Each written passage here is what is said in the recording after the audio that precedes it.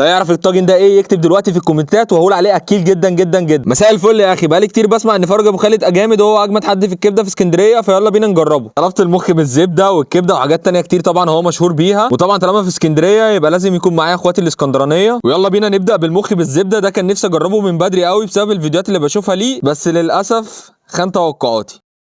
بعد كده سندوتش المشكل، وده بيبقى فيه كبده وكلاوي وضره وحاجات كتير قوي كده، وكان رايق بصراحه. رايق. نخش بقى على الكبده، وكانت حلوه قوي، بس زي ما قلت لهم كده في الفيديو بس بتاعت حماده احلى. اللي عمي بيعملها وخالهم بيعملها احلى من كده بكتير بصراحه، فهو يكسب. فمعلش يا فرج ابو خالد، عمي يكسب. وساندوتش الكفته بصراحه رايق قوي، خصوصا ان هو حاطط لك سيخ كامل كده في الساندوتش. الراجل ده كريم قوي بابا. واللحمه بتاعت الكفته نضيفه قوي. وحرفيا الكلاوي كانت في حته تانية زي الاغنيه اللي شغاله دي بالظبط، اكنهم ظابطينها على قطمه الكلاوي.